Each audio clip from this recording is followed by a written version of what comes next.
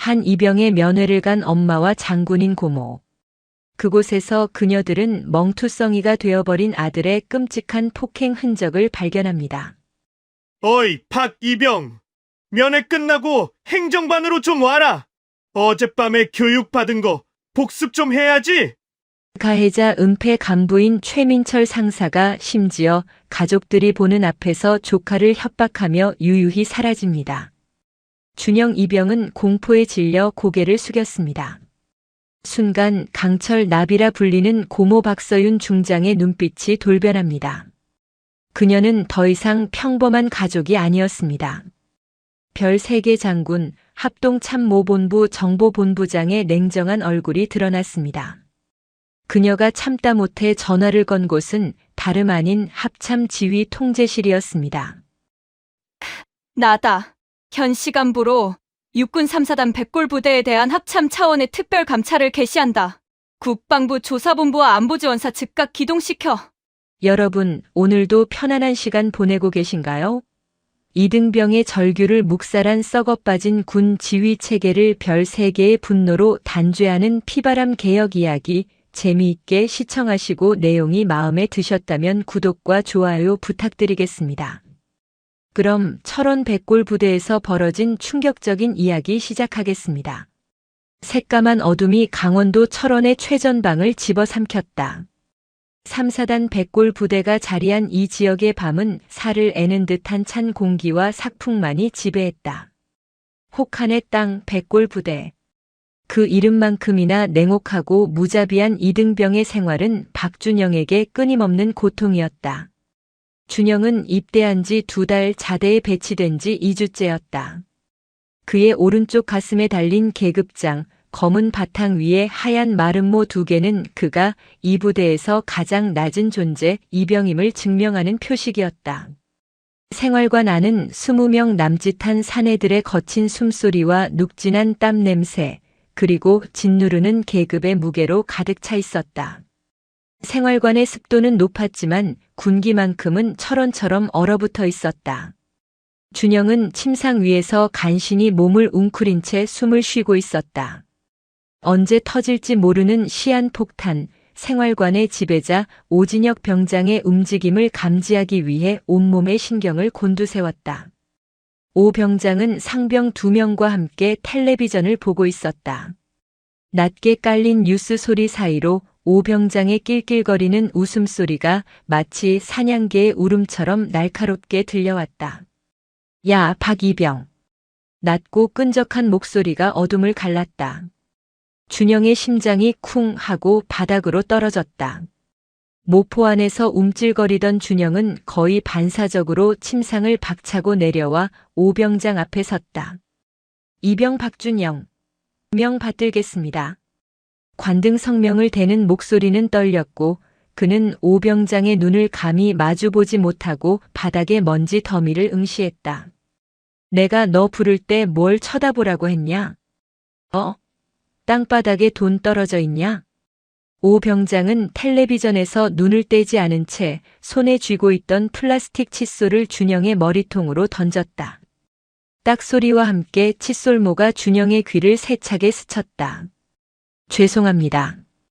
병장님. 죄송한 건 죄송한 거고.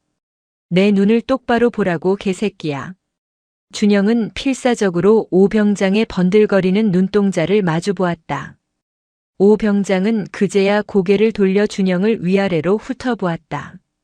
그의 시선은 흡사 정육점 주인이 고깃덩이를 살펴보는 것처럼 차갑고 탐욕스러웠다. 너 오늘 저녁 식사 시간에 국물 흘려서 식탁 더럽혔지. 내가 내 뒤통수에서 흘리는 거 똑똑히 봤는데. 내 그족 같은 식판에서. 그게 아닙니다. 저는 흘리지 않았습니다. 준영은 무심코 사실대로 말해버렸다. 이등병에게는 허용되지 않는 변명이나 항변으로 해석될 수 있는 대사였다. 생활관 전체의 분위기가 일순간 얼어붙었다. 다른 선임들의 시선이 준영에게 꽂혔다. 뭐? 이 새끼가 어디서 거짓말을 짓거려? 내가 두 눈으로 똑똑히 봤는데 내가 아니라고 우겨. 오 병장이 벌떡 일어섰다. 그와 함께 상병 둘도 묵묵히 일어났다. 그것은 곧 폭행 직전의 공식적인 신호였다. 오 병장은 준영의 멱살을 잡아채고 생활관 밖으로 끌고 나갔다. 따라와, 박이병. 너 오늘 아주 뼈가 으스러지는 교육받을 거다. 내 놈 입에서 다시는 거짓말이 안 나오게 해줄게. 그들이 도착한 곳은 중대 건물 뒤편의 세탁 건조장이었다. 눅눅한 세제 냄새와 차가운 시멘트 냄새가 코를 찔렀다. 건조장은 중대장과 행정보급관의 시야가 닿지 않는 병사들만의 은밀한 폭력 공간이었다. 오 병장이 문을 닫자 바깥의 희미한 불빛마저 완벽히 차단되었다. 오 병장은 주머니에서 라이터를 꺼내 켰다. 찰칵 소리와 함께 그의 비열한 미소가 어둠 속에서 드러났다. 야, 박이병.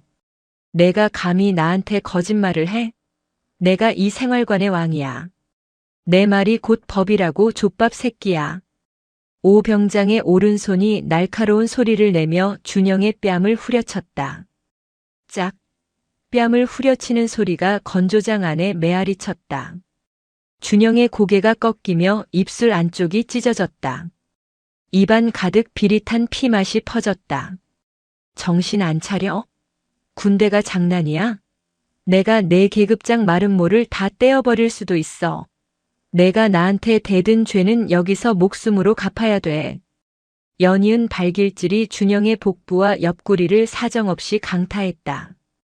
군화의 딱딱한 가죽이 뼈와 근육을 지식였다.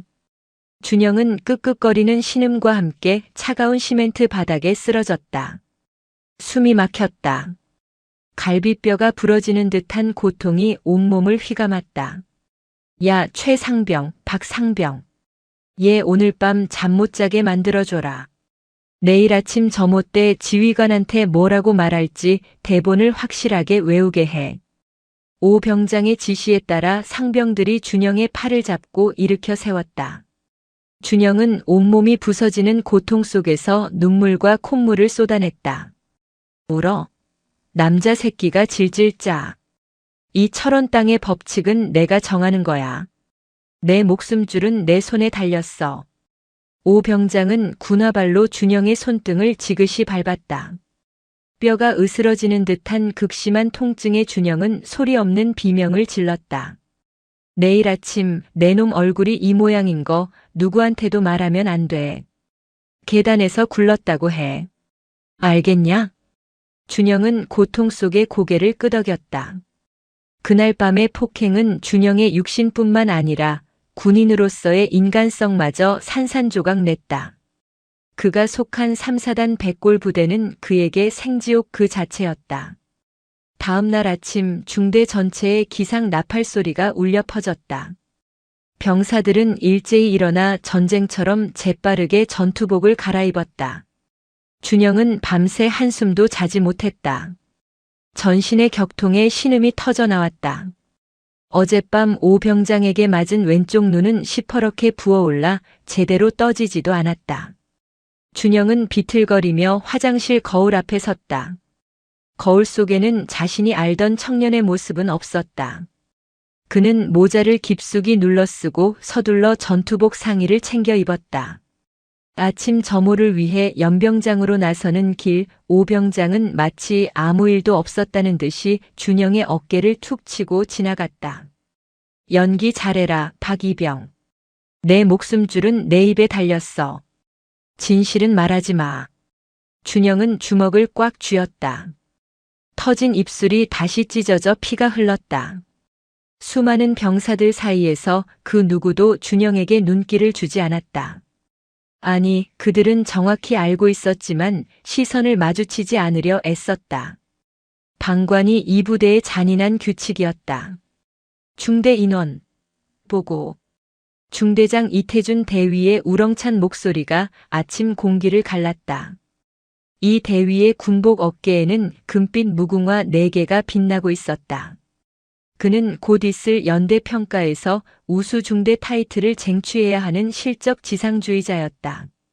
그의 성공에는 어떤 부정적인 보고도 방해가 되어서는 안 되었다. 이병 박준영. 백골. 준영은 관등 성명을 대며 경례했다. 고개를 숙이고 있던 탓에 경례 각도가 흐트러졌다. 이 대위가 미간을 찌푸리며 준영에게 다가왔다. 고개 들어. 준영은 망설였다.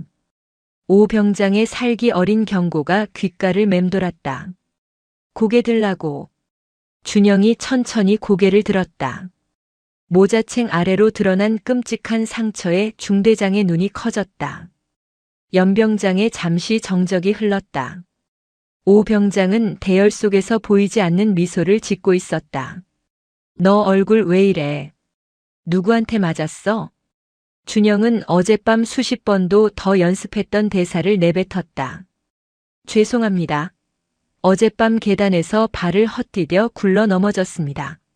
부주의했습니다. 이태준 대위는 준영의 멍든 얼굴과 그 뒤에 서 있는 오 병장을 차례로 훑어보았다. 그는 이 상황이 단순 사고가 아님을 본능적으로 알았다. 하지만 그는 계산했다. 이 사건이 수면 위로 떠오르면 중대 전체의 평가가 와르르 무너진다. 그래. 점호 끝나고 의무대 가서 진료받아. 다음부턴 내 몸 간수 잘해. 이병 박준영. 알겠습니다. 그게 끝이었다. 중대장은 더 이상 묻지 않고 돌아섰다. 준영은 다시 고개를 숙였다. 작은 희망마저 사라지는 순간이었다. 지휘관은 진실을 알면서도 자신의 실적을 위해 묵인한 것이다. 그날 오후 준영은 절박한 심정으로 중대 행정반을 찾았다. 벽에는 마음의 편지함이 걸려 있었다. 익명성이 보장된다는 문구가 그의 눈에 들어왔다. 준영은 화장실 칸에 숨어 떨리는 손으로 편지를 썼다. 자신이 당한 폭행, 오진혁 병장의 이름, 상병들의 가담, 그리고 어젯밤의 잔혹한 일까지 상세히 적었다. 그는 편지의 말미에 이렇게 덧붙였다. 중대장님도 제 상처를 보고도 조심하라는 말만 하고 덮었습니다. 부대 전체가 저를 외면하고 있습니다. 저를 여기서 꺼내 주십시오. 저는 여기서 죽을 것 같습니다. 준영은 누구도 보지 않는 틈을 타 편지를 건의함 깊숙이 밀어넣었다. 그 한 장의 종이에는 그의 모든 절규와 마지막 생존 의지가 담겨 있었다. 준영의 희망은 이틀 뒤 중대 행정보급관 최민철 상사에 의해 산산조각 났다.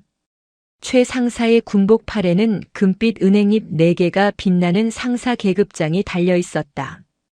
그는 중대장의 오른팔이자 병사들을 관리하는 실질적인 권력자였다.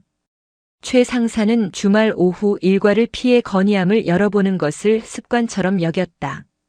몇 장의 시시콜콜한 건의 사항들 사이에서 유독 빼곡하게 적힌 준영의 편지를 발견했다.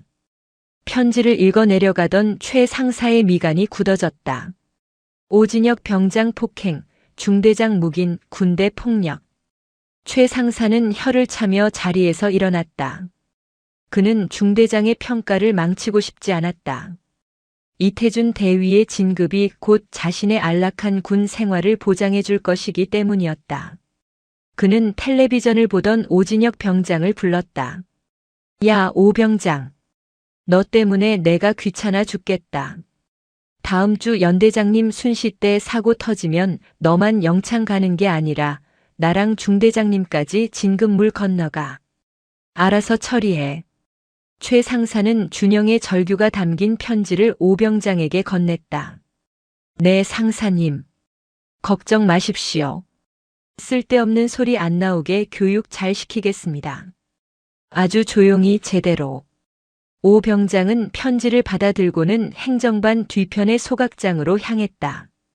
그는 준영의 편지를 천천히 찢어 불길 속으로 던져 넣었다. 종이가 타 들어가 검은재로 변하는 것을 보며 그의 입가에는 섬뜩한 미소가 걸렸다. 내 놈의 목소리는 누구에게도 닿지 않아.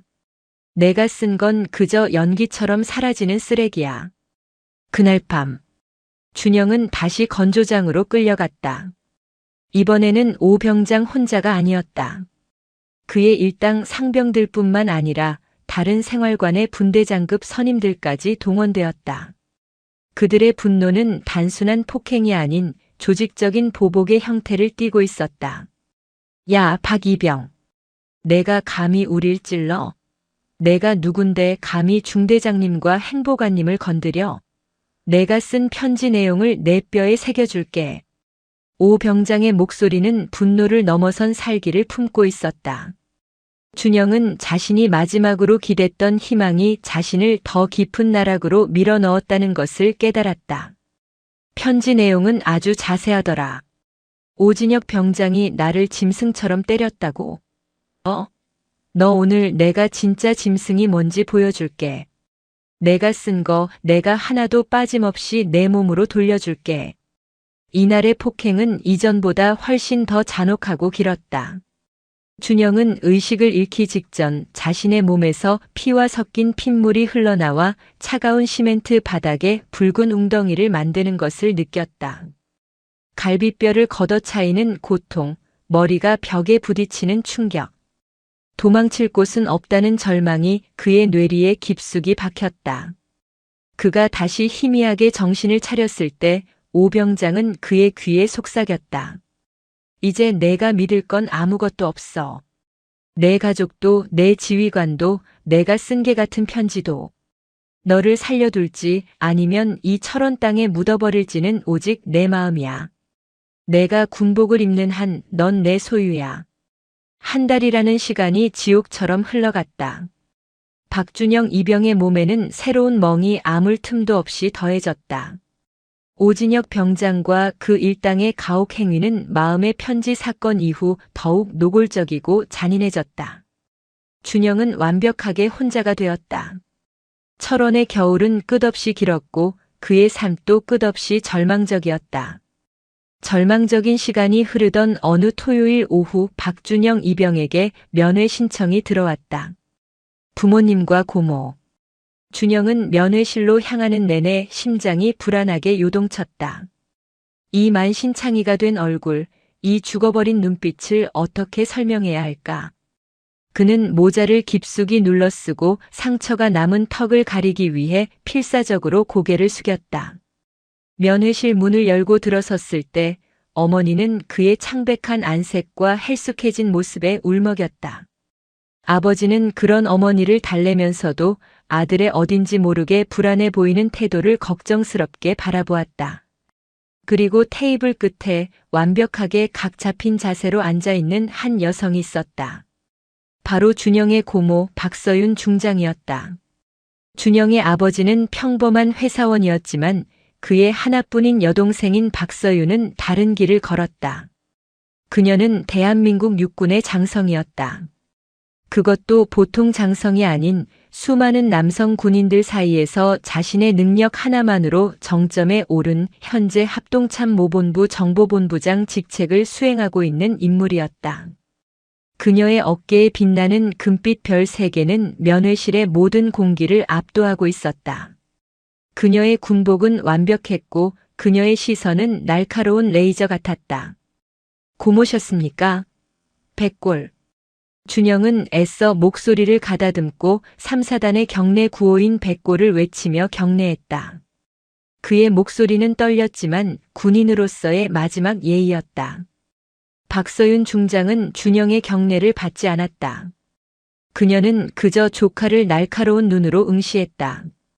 그녀의 눈은 평범한 고모의 눈이 아니었다. 그것은 수십 년간 적의 위장과 기만을 꿰뚫어 본 진실만을 추구하는 정보수장의 눈이었다. 앉아라, 준영아. 그리고 물부터 마셔. 내 목소리가 건조한 철원 공기보다 더 말라있구나. 그녀의 차분한 목소리에 준영은 자리에 앉았다. 어머니는 준비해온 음식을 꺼내며 조잘거렸지만 준영은 음식을 입에 댈 생각조차 하지 못했다. 그의 눈빛은 불안정하게 흔들렸다. 박서윤 중장은 준영이 모자를 깊숙이 눌러쓰고 상처를 가리기 위해 고개를 미묘하게 숙이고 있다는 것을 단번에 파악했다. 그녀의 눈은 이미 그 부자연스러운 행동에서 은폐된 진실을 읽어내고 있었다. 준영아. 예, 고모. 모자 벗어. 지금 당장. 순간 면회실의 공기가 얼어붙었다. 어머니의 손이 멈칫했고 아버지는 상황의 심각성을 깨닫고 침묵했다. 아, 실례라서 벗겠습니다. 준영은 떨리는 손으로 모자를 벗었다. 그리고 드러난 그의 왼쪽 눈두덩. 한 달이 지났음에도 불구하고 보라색과 푸른색이 섞인 멍 자국과 관자놀이 근처에 선명하게 남아있는 작은 흉터가 그대로 노출되었다. 상처는 치료된 것이 아니라 방치되어 피부 조직이 변형된 흔적이었다. 이건 뭐지? 내가 계단에서 굴렀다고 보고됐는데. 훈련 중에 생긴 타박상이라고. 아, 그게 훈련 중에. 준영은 다시 어젯밤 오 병장이 강요한 거짓말을 반복하려 했다. 거짓말하지 마라. 훈련. 무슨 훈련이 관자놀이에 둔기의 흔적을 남기지. 이건 단순한 타박상이 아니다. 내 피부가 겹치고 겹쳐서 색깔이 변했어. 뼈에 극심한 충격이 가해진 흔적이다. 그 단어에 준영의 부모님은 숨을 삼켰다. 아버지가 주먹을 부르르 떨며 일어섰다. 서윤아, 이게 무슨 소리야? 누가 우리 아들을 이렇게 만든 거야? 오빠 앉아. 울지 마요. 박서윤 중장은 아버지를 안쳤다. 그리고 준영의 눈을 똑바로 바라봤다. 그녀는 더 이상 고모가 아니었다. 그녀는 대한민국 육군의 별 3개 중장 합참정보본부장이었다. 박준영 이병. 이병 박준영. 명 받들겠습니다. 지금부터 묻는 말에 사실대로 대답한다. 이건 가족으로서의 대화가 아니다. 군사 재판에 따른 공식적인 질이다. 거짓이나 은폐 시도가 있을 경우 너 또한 군법으로 처벌받을 수 있다. 내가 침묵하면 가해자가 승리한다. 알겠나? 네, 알겠습니다. 누구야? 이름대. 단 2마디였지만 그 안에는 진실 외의 모든 것을 용납하지 않겠다는 강철 같은 의지가 담겨 있었다. 준영은 그 말에 모든 것이 무너져 내리는 것을 느꼈다. 그는 참아왔던 눈물을 터뜨리며 바닥에 주저앉았다. 그는 울부짖으며 모든 것을 털어놓았다. 오진혁 병장의 이름과 일당들, 건조장에서의 상습적인 폭행, 그리고 마음의 편지가 묵살되고 오히려 도복을 당했던 그날 밤의 일까지. 모든 이야기를 들은 박서윤 중장은 아무 말 없이 눈을 감았다. 그녀의 얼굴은 분노를 넘어선 차가운 평온함마저 감돌았다. 그녀는 천천히 눈을 뜨고 자신의 전화를 꺼내들었다. 박서윤 중장은 면회실 구석으로 걸어갔다. 나다. 정보본부장 박서윤이다. 전화가 연결되자마자 그녀가 뱉은 첫 마디였다. 수화기 너머에서 긴장한 목소리가 들려왔다. 본부장님, 충성, 지시 하명하십시오. 박서윤 중장의 목소리는 얼음장처럼 차가웠다. 그녀는 대한민국 군의 최고 실세 중 한 명으로서 지체 없이 명령을 하달했다. 지금부터 내 말을 단 하나의 오차도 없이 받아 적고 즉시 실행한다. 하나라도 틀리면 내가 직접 책임져야 할 거야. 명령 대기 중입니다. 하나. 현 시간부로 육군 제3보병사단 백골 부대의 합참정보본부장 명의의 특별감찰 및 직권수사를 명령한다. 수화기 너머의 상대방은 숨을 삼켰다. 사단장조차 거치지 않는 합참의 직접 수사 명령은 사실상 해당 부대의 지휘 체계를 일시 정지시키는 강력한 조치였다. 2. 국방부 조사본부와 군사안보지원사령부에 즉시 통보하여 합동수사팀을 꾸린다. 지금 즉시 3사단으로 기동한다. 현장 도착 예상시간 30분. 그들이 도착할 때까지 현장 보존이 최우선이다. 셋. 3사단 백호연대 수색중대 3소대 건물 전체를 즉시 통제구역으로 설정한다. 특히 행정반에 있는 모든 컴퓨터 하드디스크, 서류 파쇄기, 그리고 마음의 편지함을 원본 그대로 증거 보존한다. 파쇄기 전원은 지금 당장 차단해. 네. 수색중대 이태준 대위, 최민철 상사는 현 시간부로 직무 정지 및 격리 조치한다. 수사 방해 및 증거 인멸 혐의가 포착되는 즉시 체포한다. 5. 3소대 생활관 오진혁 병장, 그리고 가혹행위 공범인 상병 2명은 특수폭행 및 가혹행위 현행범으로 간주 합동수사팀 도착 즉시 신병을 확보한다. 마지막으로 그녀는 가장 중요한 명령을 내렸다. 6. 3사단장 윤성민 소장. 10분 내로 수색중대 면회실 내 위치로 전투복을 갖추고 뛰어오라고 해. 10분이다.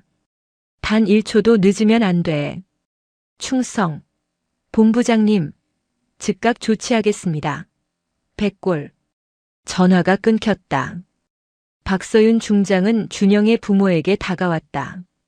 오빠 형님. 잠시만 기다리세요. 준영이 이리 와. 고모 옆에 앉아.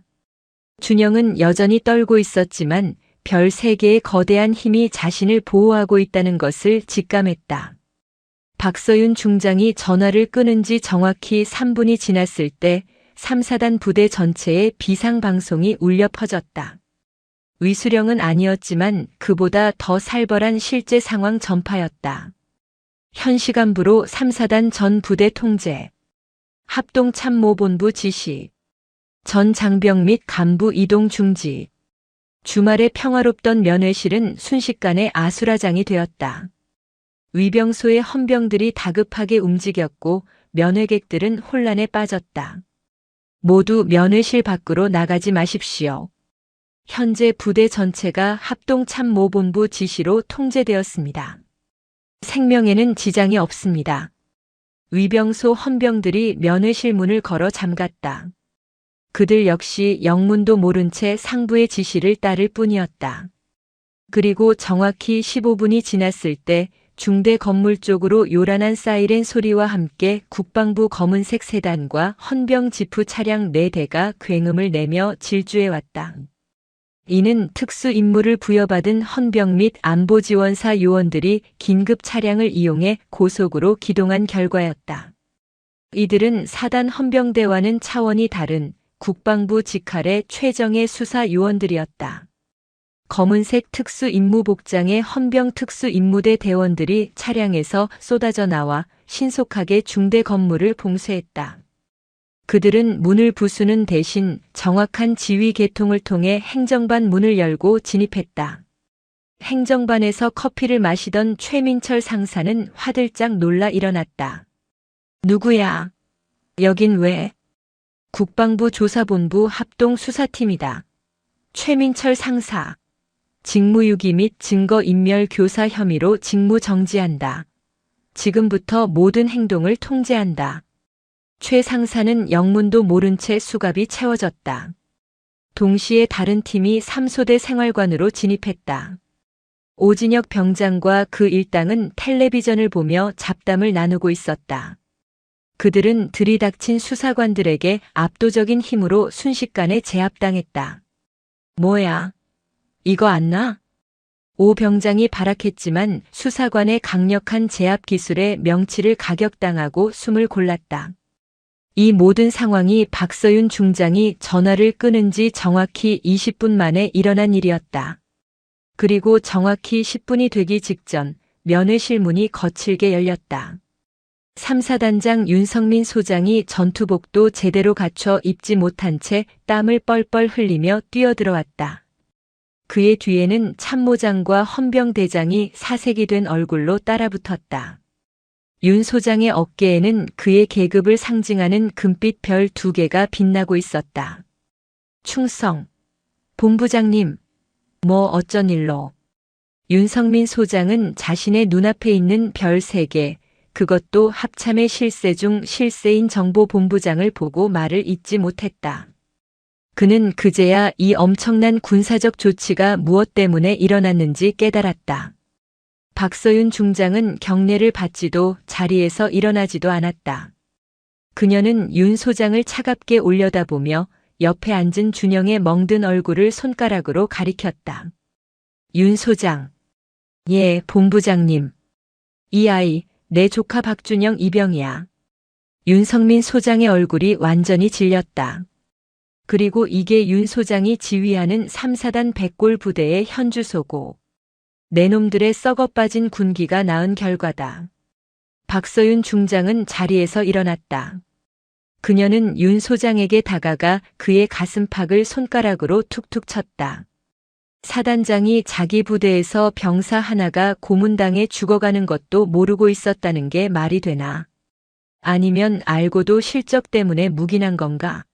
모른 건 무능이고 묵인했다면 내 놈도 공범이다. 박서윤 중장은 윤성민 소장의 충성 경례를 받지 않고 그의 썩어 문드러진 지휘 체계를 질타했다. 윤 소장, 자네가 지휘하는 별 2개 사단에서 한 이등병이 고문당해 죽어가고 있었다는 뜻이야. 모른 건 무능이고 묵인했다면 그건 국가에 대한 반역이다. 자네에게 기회를 주지. 당장 수색 중대 건조장으로 가지. 자네가 직접 봐야 할 게 있어. 박서윤 중장과 윤성민 소장은 사단 헌병대장과 함께 수색 중대 건물 뒤편의 세탁 건조장 앞에 섰다. 건조장은 이미 합동수사팀에 의해 노란색 통제선으로 둘러싸여 있었다. 눅눅한 세제 냄새 대신 피와 소독약 냄새가 진동했다. 수사관이 앞으로 나서며 보고했다. 보고 드립니다. 현장 감식 결과 세탁기 뒤편과 배수구 근처에서 다량의 혈흔이 발견되었습니다. 루미놀 반응 결과 차가운 시멘트 바닥 곳곳에 닦아내려 한 흔적이 광범위하게 식별되었습니다. 수사관이 자외선 램프 아래 푸른 빛으로 빛나는 바닥을 가리켰다. 그것은 박준영 이병이 흘린 피의 흔적이었다. 윤성민 소장은 입술이 바싹 말랐다. 또한 행정반 서류 파쇄기에서 수거한 조각들을 맞춰 복원했습니다. 이것을 발견했습니다. 수사관이 증거물 봉투를 들어 올렸다. 그 안에는 피에 섞여 굳어진 찢어진 종이 조각들이 복원되어 있었다. 그것은 박준영 이병이 쓴 마음의 편지 원본이었다. 오진혁 병장의 이름, 폭행 사실, 그리고 은폐 시도까지 모든 것이 적나라하게 적혀 있었다. 윤성민 소장은 편지 사본을 읽어내려가다 결국 그 자리에 무릎을 꿇었다. 그의 별 2개 장성 군복은 흙바닥에 닿았다. 그는 자신의 부대에서 벌어진 이 끔찍한 조직적 범죄에 대해 치욕을 느꼈다. 본부장님, 제가 사단장으로서 면목이 없습니다. 저에게 이 썩은 뿌리를 도려낼 권한을 주십시오. 징계위원회를 열겠습니다. 제가 직접 위원장이 되겠습니다. 박서윤 중장은 윤 소장을 일으켜 세우지 않았다. 좋아. 자네의 그 결의가 진심이길 바라지.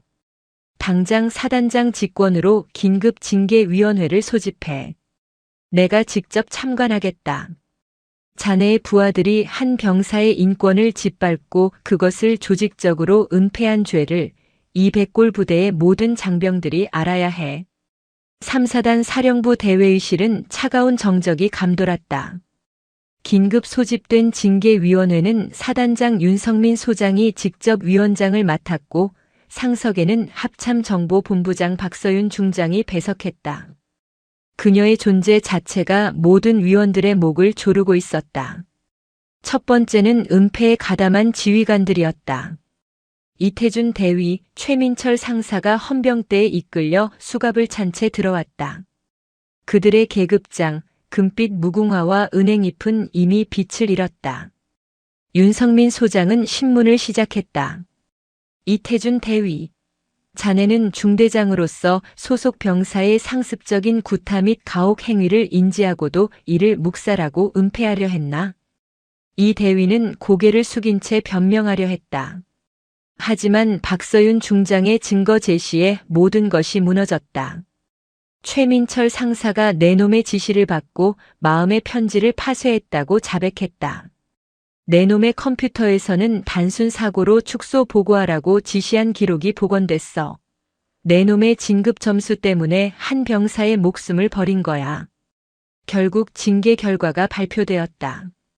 이태준 대위와 최민철 상사는 지휘관 및 간부로서의 기본 임무를 망각하고 진실을 조직적으로 은폐하려 한 죄가 극히 무겁다 하여 즉시 보직 해임되고 육군중앙수사단의 이첩 정식 군사재판에 회부되었다.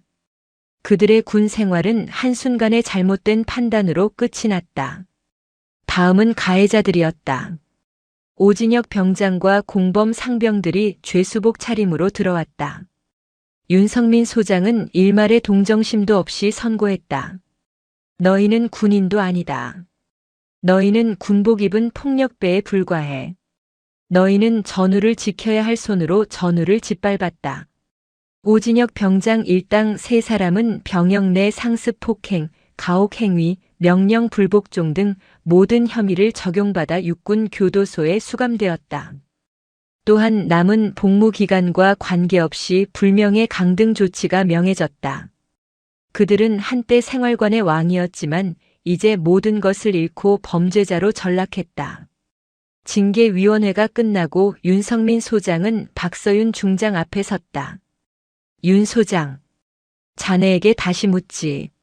사표를 낼 텐가 아니면 내 손을 잡고 이 지옥 같은 개혁의 선봉에 설 텐가. 군복을 입고 싶다면 내 명령을 받게. 윤성민 소장은 허리를 꼿꼿이 폈다. 본부장님, 도망치지 않겠습니다. 3사단이 그 시범 부대가 되겠습니다. 제 모든 것을 걸고 이 썩은 뿌리를 뽑아내겠습니다. 백골, 명령만 내려주십시오. 박서윤 중장의 입가에 희미한 미소가 떠올랐다. 그녀는 윤 소장에게 서류철을 던졌다. 좋아. 내가 합참에 복귀하기 전에 구상해본 초안이다. 이름은 병영 부조리 근절을 위한 직통보고 시스템이야. 그 시스템의 핵심은 명확했다. 기존 지휘 계통을 거치지 않고 QR코드를 통해 합참정보본부 내 신설되는 인권센터로 실시간 직통 신고한다는 것이다. 신고자의 신분은 합참정보본부장의 1급 기밀로 분류되어 원 소속 부대는 접근조차 할 수 없었다. 윤성민 소장은 이것이 일선 지휘관들의 지휘권을 심각하게 침해하는 혁명적인 조치임을 알았지만 이를 거부할 명분도 용기도 없었다. 며칠 후 박서윤 중장은 합참으로 복귀했고 그녀가 상정한 직통보고 시스템 안은 최고 지휘관 회의에서 격렬한 반대에 부딪혔다. 정보본부장, 이건 지휘권 침해야. 병사들이 사단장 말은 안 듣고 합참 눈치만 보게 될 거라고. 군기강이 어떻게 될지 생각은 해봤나. 육군 참모총장이 고함을 질렀다. 박서윤 중장은 흔들리지 않았다. 그녀는 회의장 스크린에 박준영 이병의 멍든 얼굴 사진을 띄웠다. 제 조카입니다. 3사단에서 선임병들에게 짐승 취급을 받으며 맞았습니다. 여러분들이 말씀하시는 그 지휘 체계가 이 아이 하나를 지켜주지 못했습니다. 그녀는 목소리를 높였다. 병사들의 목소리를 직접 들으십시오. 그걸 못하겠다면 지금 당장 그 별 떼고 군복 벗으십시오. 박서윤 중장의 사자 후에 회의장은 압도당했다. 결국 국방부 장관의 중재로 직통보고 시스템은 3사단에서 우선 시범 운영하고 그 성과에 따라 전군 확대를 결정하기로 했다. 그리고 3사단은 완전히 다른 부대가 되어 있었다. 윤성민 소장은 모든 생활관, 화장실, 식당에 합참정보본부장 직통 신고 QR코드를 대문짝만하게 붙였다. 간부들은 이제 병사들 뒤에 있는 별 3개의 눈치를 보기 시작했다. 국군수도 병원 1인실. 박준영 이병은 한 달 넘게 집중적인 심리치료를 받고 있었다. 담당 군의관은 외상 후 스트레스 장애 진단으로 의병 전역을 권고했다. 부모님도 제발 그만두고 집으로 돌아오라고 애원했다. 그때 병실 문을 노크하는 소리가 들렸다. 사복 차림의 박서윤 중장이었다. 준영아, 선택은 내 몫이다. 이대로 전역해서 평범한 삶을 살아도 그 누구도 너를 비난하지 않아. 하지만 내가 겪었던 그 아픔을 다른 후배들이 겪지 않도록 돕고 싶다는 마음이 조금이라도 남아있다면 부사관 지원해 보는 건 어떻겠니? 그녀는 준영의 눈을 바라봤다. 내가 간부가 되어서 내가 겪었던 그 부조리를 직접 내 손으로 막는 거야. 고모가 뒤에서 든든하게 밀어줄게. 박준영 이병은 도망치는 대신 맞서 싸우기로 결심했다. 그는 의병 전역 신청서를 찢어버리고 부사관 지원서를 작성하기 시작했다. 몇 년의 시간이 흘렀다. 육군 훈련소. 수백 명의 훈련병들이 도열해 있었다. 한 남자가 그들 앞을 천천히 걸어가고 있었다. 그의 전투복 상의에는 녹색 바탕 위에 노란색 작대기 하나가 선명하게 빛나고 있었다. 바로 박준영 하사였다. 박준영 하사는 훈련병들의 눈빛만 봐도 그들의 상태를 알 수 있었다. 며칠간 잠을 설치는 훈련병, 그리고 동기들 사이에서 따돌림 당하고 있는 훈련병까지. 그는 훈련을 마친 후 조용히 한 훈련병을 분대장실로 불렀다. 너 며칠 전부터 밥도 잘 안 먹고 밤에 잠도 못 자지. 생활관 동기들이 너 따돌리나? 훈련병의 눈이 커졌고 결국 참았던 눈물이 터져 나왔다. 어떻게 하셨습니까? 나도 너만 할 때, 나도 이병일 때 그랬거든. 박준영 하사는 자신의 책상 서랍에 코팅되어 있는 마음의 편지 원본을 보여주었다. 하지만 지금은 달라. 저기 벽에 붙은 QR코드 보이지? 합참정보본부장 직통 신고 라인이야. 저게 있으면 넌 혼자가 아니야. 하지만 저걸 쓰기 전에 나한테 먼저 얘기해주면 안 될까? 내가 내 분대장이잖아. 내가 먼저 내 편이 되어줄게. 훈련병은 박준영 하사의 눈을 바라봤다. 그곳에는 오직 자신의 고통을 진심으로 이해해주는 한 사람의 군인의 눈빛이 있었다. 철원의 차가운 건조장에서 시작된 한 이등병의 절망은 이제 수많은 훈련병들을 지키는 희망의 불씨가 되어 타오르고 있었다. 박준영 하사와 박서윤 중장은 그렇게 자신들의 자리에서 대한민국 군대를 바꾸고 있었다. 오빠, 나 지금 정문 앞이야. 근데 이 미친 땅개년이 나 못 들어가게 해. 빨리 좀 와봐. 소장 진급 심사를 앞둔 제12보병 여단장 김진철 준장은 자신의 여자친구의 무단 출입을 막는 젊은 여군 장교에게 달려가 분노를 퍼부었습니다. 그는 그녀를 밀치고 폭행하며 자신의 권위를 과시했습니다. 하지만 불과 3분 후 그는 그제야 자신이 건드린 것이 일개중위가 아니라 합참의장의 딸이자 군 전체의 원칙임을 깨달았습니다. 과연 권위에 눈이 멀어 규정을 무시한 여단장에게 무슨 일이 벌어진 걸까요? 그의 오만함은 군의 시스템 앞에서 어떻게 처절하게 파멸했을까요? 잠시만요. 본 이야기가 시작되기 전에 구독과 좋아요로 응원해 주시면 감사하겠습니다. 그 마음에 보답할 수 있도록 오늘도 정성껏 이야기 전해드리겠습니다. 제12보병 여단은 육군 내에서도 훈련 강도가 높기로 정평이 난 부대였다. 이른 아침부터 연병장에는 전차 엔진 소리가 낮게 깔리고 병사들의 우렁찬 구호가 철책을 넘어 퍼졌다. 여단장 김진철 준장은 다음 달로 예정된 소장 진급 심사를 앞두고 있었다. 그의 모든 언행과 지시는 오직 그 별 하나의 무게에 맞춰져 있었다. 그는 부대의 모든 것이 완벽하게 돌아가기를 원했다. 그러나 그 완벽함은 규정과 원칙이 아닌 오직 상부의 눈에 비칠 성과라는 잣대로 재단되었다. 부대 전체에 흐르는 미세한 긴장감은 완벽한 것처럼 보이는 질서 이면에 깔린 김진철 준장의 불안감에서 비롯된 것이었다. 여단 본부 작전 장교인 한지민 중위는 그 긴장감과는 거리가 먼 인물이었다. 그녀는 27의 나이에 이미 육군 장교로서 완벽하게 정제된 사고방식과 태도를 갖추고 있었다. 아버지 이철루 합참의장의 후광 따위는 그녀의 군 생활에 아무런 영향을 미치지 않았다. 오히려 그녀는 그 배경이 자신의 임무 수행에 방해가 될까 더욱 철저하게 모든 것을 규정대로 처리했다. 그녀에게 군 생활은 사적인 감정이나 배경이 끼어들 수 없는 오직 시스템과 원칙으로 운영되는 거대한 기계 장치와 같았다. 그녀는 그 기계의 작은 부품으로서 자신의 역할에 충실했다. 매일 아침 그녀의 일과는 작전 상황판을 점검하는 것으로 시작해 부대 내 모든 출입 통제 절차의 이상 유무를 확인하는 것으로 이어졌다. 그녀는 특히 위병소의 통제 절차를 중시했다. 군의 보안은 가장 기본적인 관문에서부터 시작된다는 신념 때문이었다. 오후 3시 정각. 초가을의 늦더위가 여단 본부를 덮고 있었다.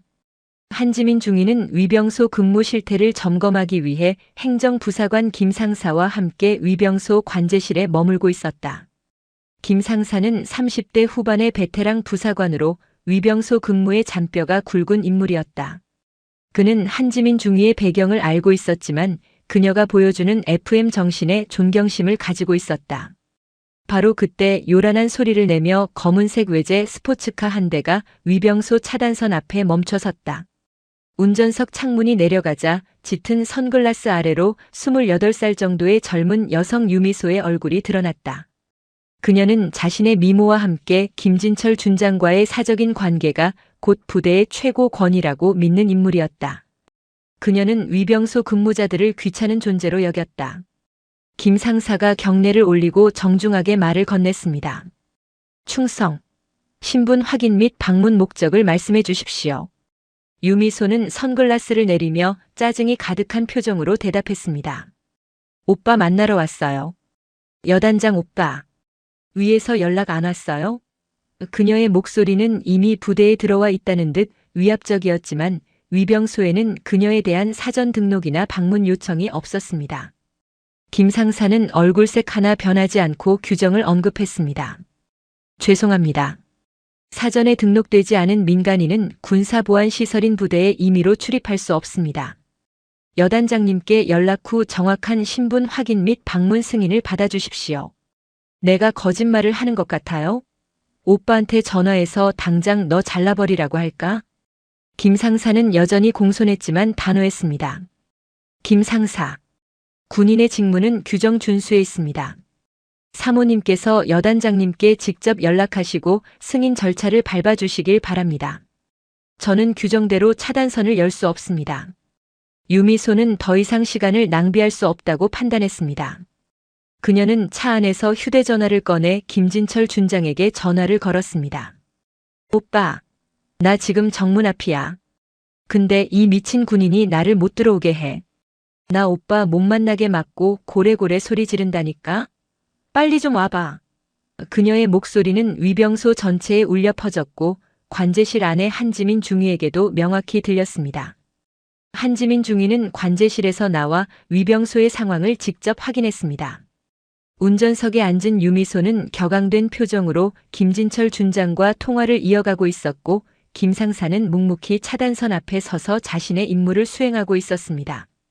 한지민 중위는 위병소에 도착하자마자 김 상사에게 시선으로 잘하고 있다는 무언의 격려를 보냈습니다. 김진철 준장은 막 육군 본부의 고위 장교들과의 사적인 저녁 식사 자리를 조율하던 참이었습니다. 진급 심사를 앞두고 인맥 관리에 모든 신경이 곤두서 있던 그에게 유미소의 전화는 그야말로 비수와 같았습니다. 그는 그녀의 짜증 섞인 목소리에서 자신의 모든 노력이 물거품이 될 수 있다는 공포를 느꼈습니다. 알았어. 내가 지금 당장 갈게. 절대 이상한 짓 하지 말고 차에 가만히 있어. 김진철 준장은 전화를 끊자마자 얼굴이 하얗게 질렸습니다. 그는 위병소에서 사적인 관계를 정리하고 동시에 부하들을 제압하여 자신의 권위를 확인시켜야 했습니다. 그는 이것을 고작 어린 여자친구의 단순한 치기 정도로 축소시켜 처리할 수 있다고 오판했습니다. 그는 관용차를 호출하여 위병소로 향했습니다. 그의 머릿속은 오직 두 가지 생각뿐이었습니다. 진급 심사에 흠이 가지 않게 이 사건을 조용히 묻어버릴 것, 그리고 자신의 지시에 불복한 부하를 확실하게 정리하여 기강을 바로잡을 것. 하지만 그는 그 부하가 누구인지, 그리고 그 부하의 배경이 무엇인지에 대한 정보를 제대로 인지하지 못한 상태였습니다. 그의 눈에는 오직 자신의 앞길을 막는 장애물만 보였습니다. 한지민 중위는 여단장의 관용차가 오는 것을 확인하고 위병소 차단선 옆에 단단히 섰습니다. 그녀는 이미 이 상황이 단순한 출입 통제 문제가 아닌 군의 지휘 기강을 시험하는 문제로 커졌음을 직감했습니다. 그녀는 어떤 일이 있어도 규정을 굽힐 생각이 없었습니다. 그녀의 아버지 이철루 합참의장은 그녀에게 늘 이렇게 가르쳤습니다. 군인의 가장 큰 무기는 총이 아니라 원칙이다. 원칙을 버리는 순간 군인은 더 이상 군인이 아니다. 곧이어 김진철 준장의 관용차가 위병소 앞에 멈춰 섰습니다. 그는 차에서 내리자마자 잔뜩 격앙된 표정으로 한지민 중위를 노려보았습니다. 그의 얼굴에는 이미 분노와 짜증, 그리고 불안함이 뒤섞여 있었습니다. 이 순간 그의 모든 군 생활이 걸려 있음을 그는 아직 깨닫지 못했습니다.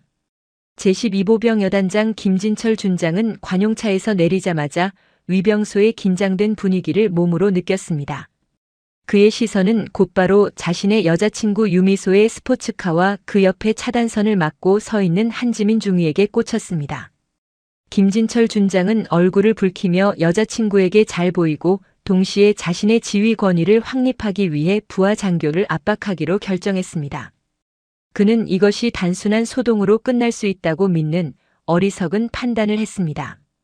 그는 유미소에게는 억지 미소를 지어 보이고 한지민 중위에게는 냉철한 분노를 표출했습니다. 자네 지금 뭘 하고 있나? 여단장의 손님을 이렇게 밖에서 기다리게 하는 것이 작전 장교의 임무인가?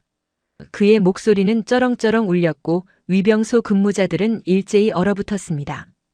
한지민 중위는 자세를 바로잡고 절도 있게 거수 경례를 올렸습니다. 충성. 여단 본부 작전 장교 한지민 중위입니다. 보고드립니다.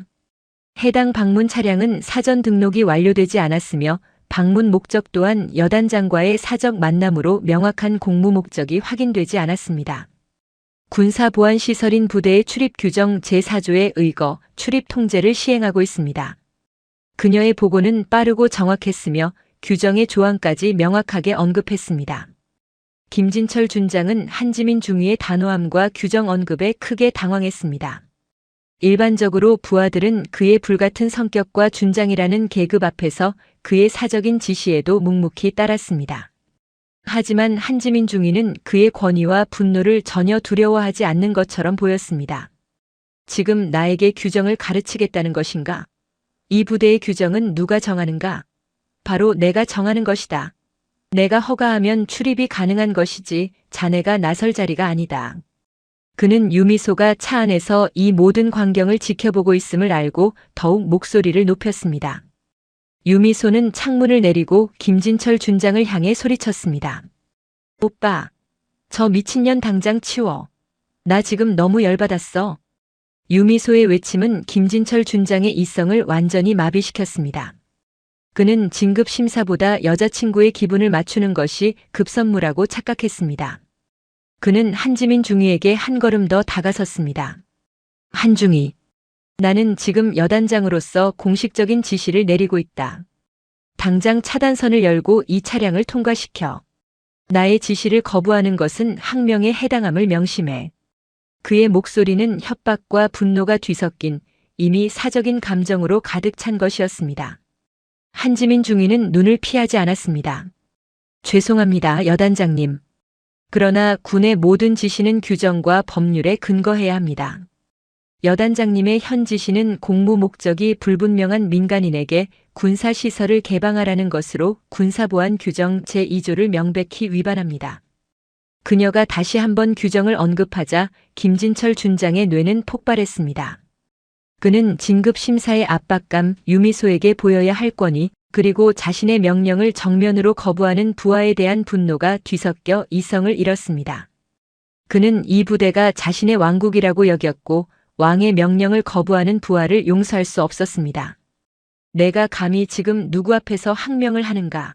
내 아버지의 배경을 믿고 이따위 짓을 하는 것이냐? 이 부대는 내 아버지의 사유지가 아니다.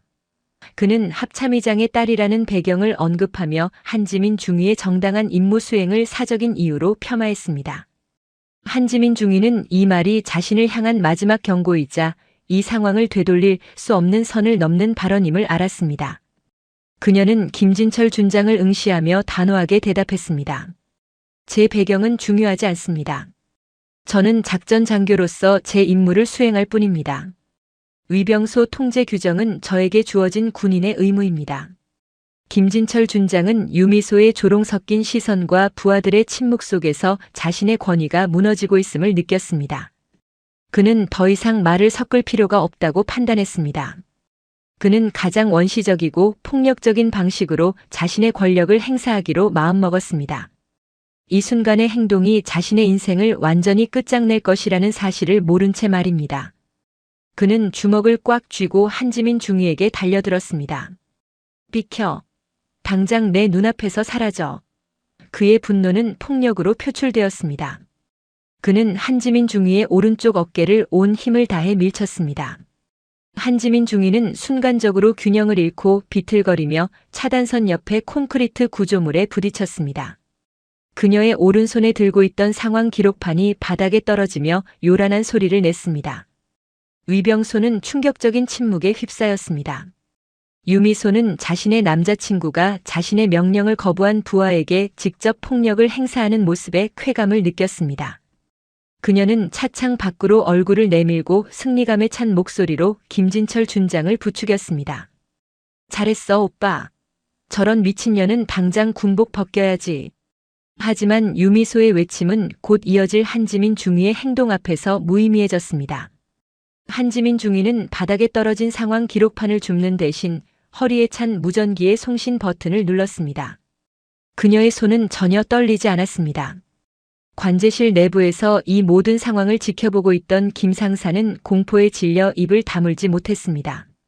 본부. 여기는 여단 본부 위병소 작전 장교 한지민 중위. 코드 1 상황 발생. 반복한다. 코드 1 상황 발생. 코드 1은 군사시설 내에서 지휘 통제가 불가능한 심각한 비상 상황, 즉 현역 군인이 부상당하거나 무단 무장 탈영 등의 중대한 사태가 발생했을 때 선포하는 최고 수준의 비상통신이었습니다. 한지민 중위는 목소리를 높여 차가운 사실을 보고했습니다. 가해자 제12보병 여단장 김진철 준장. 피해자 여단 본부 작전 장교 한지민 중위. 발생 상황 현역 장교의 공무 수행 중 신체 폭행 및 직권 남용 확인.